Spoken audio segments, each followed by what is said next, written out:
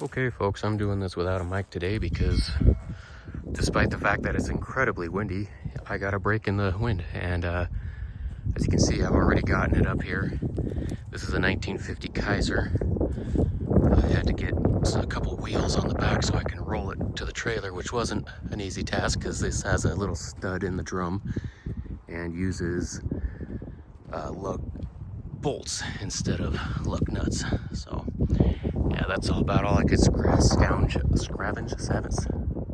up. Anyway, we got a 1950 Kaiser 4-door. Let's review it.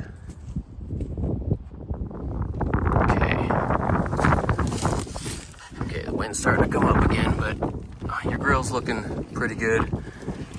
Got all the, it actually looks really good. The bumper's looking pretty good. A couple little dents in it. The hood is, here comes the wind. Sorry guys, I hope you can hear me because I ain't gonna stop. It's looking good. Front right fender, some rust rot there. Got a vibration tear and a dent that's been repaired. Passenger door is pretty good, but a little banged up. The rear passenger has got a tear in it. Quarter panel's got some rust rot, bottom of it, front and back. The roof is looking decent. Front glass is in it, but a little sun damaged.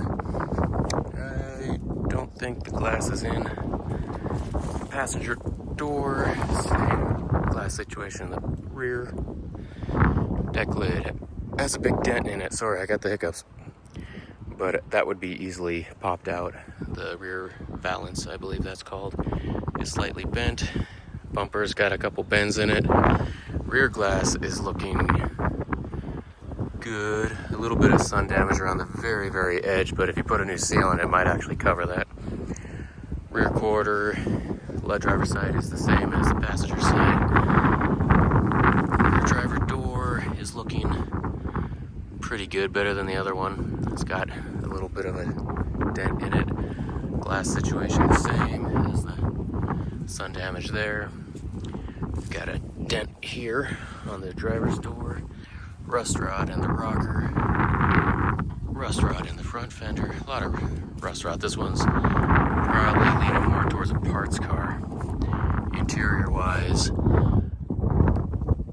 I think that was the radio that's been removed, but all the other instrumentation seems to be there. Radio may be sitting in here somewhere. The interior is rat nested, but it's there, except for that door panel. But again, I think, and then there's the trim around the window, so that's probably have the accessories to it, just not the actual paneling, which isn't a real big deal. And let's see if we got an engine. I don't even remember. I think maybe. I'm not getting what. Nope, it's. What do we got here?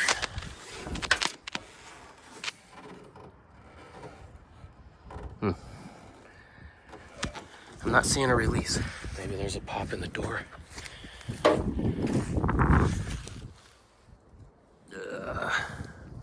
Yeah, I think we're gonna have to just check that out at a later date. Let's see.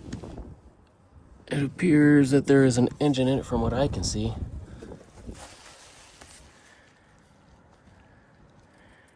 There is an engine, but no radiator. So maybe we can get her going. I don't know. The body is not to my liking. It's not irreparable, but I got a lot of other stuff and a lot of cars I like a lot more than this one. Kaiser was never really my thing. My dad had one when I was a kid, but it wasn't restored or anything either. This is about similar condition. He ended up selling it eventually because apparently he did the same thing as me and found a bunch of old cars and then went crazy on them for a bit, and then eventually sold them all.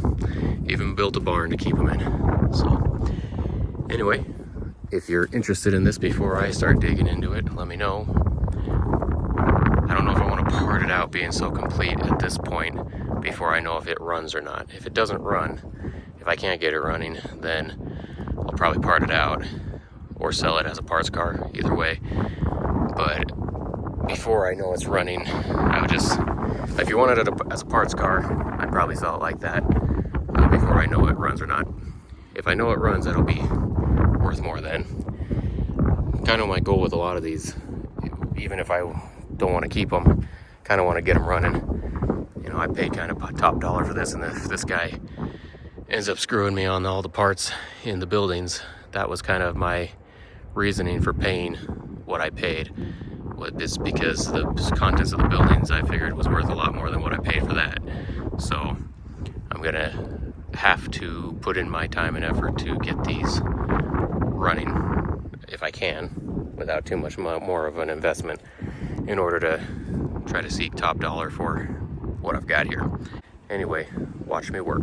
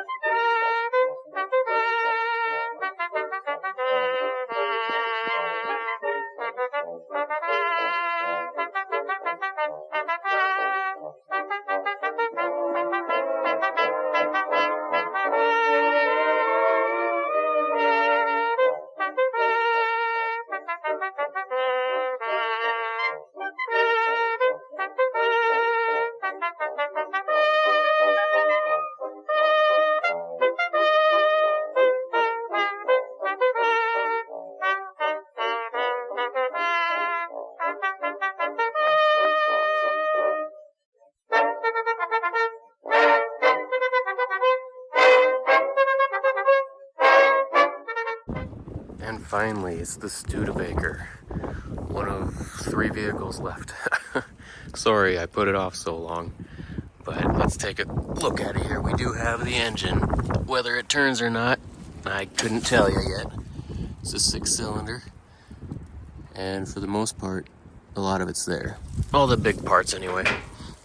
I even think the carburetor's in the back, or no, I think this distributor, the carburetor went on this side. Yep, carb went on this side.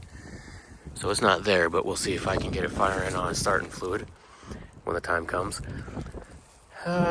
Condition-wise, I mean, it's rough, but this one, to me, I think it'd make a cool rat rod because of how they modified it in the past already.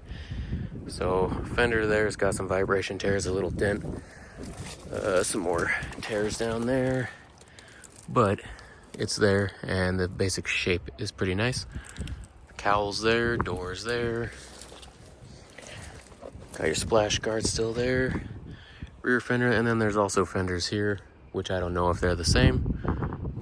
They kind of appear to be, so maybe they're extras. They could be Nashes also.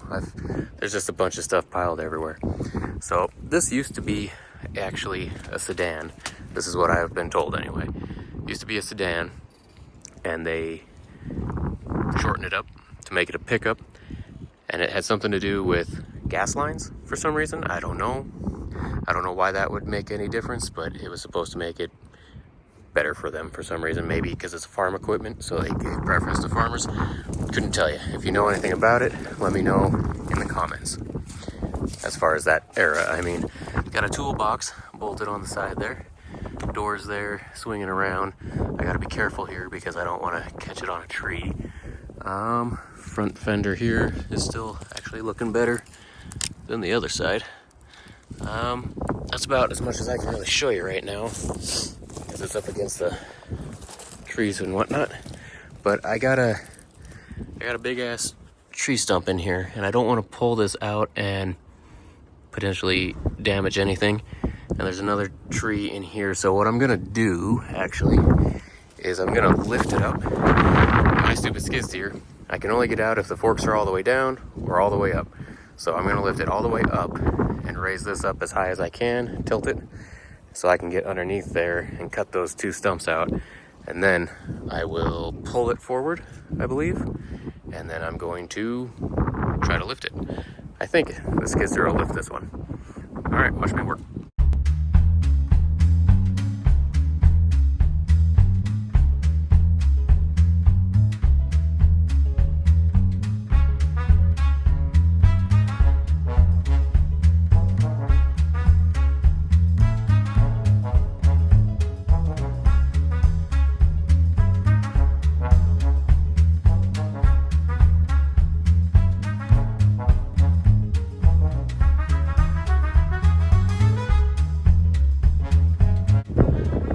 You guys, but I think that is a pretty sweet looking little ride. Put a little box in the back, whatever, even if it's something homemade, just kind of scab it together just like that, even with the galvanized tin right here, and just maybe get some kind of a grill on it, drop a 350 in it. just have some fun with it. I think that would make a super cute and cool little rat rod. Look at it, it's adorable. How could you be against that? I think this thing is gonna be sick. Oh yeah, you can tell the back here swooped under, so it was a touring, some kind of a Studebaker touring. I don't remember the year. I'll put it up in the bottom right if I haven't already. So yeah, I think that's a cool little car. I could even get some galvanized and put it together, a roof on the top. I think it'd be fun, just scab the thing together, make a quick, cheap little rat rod.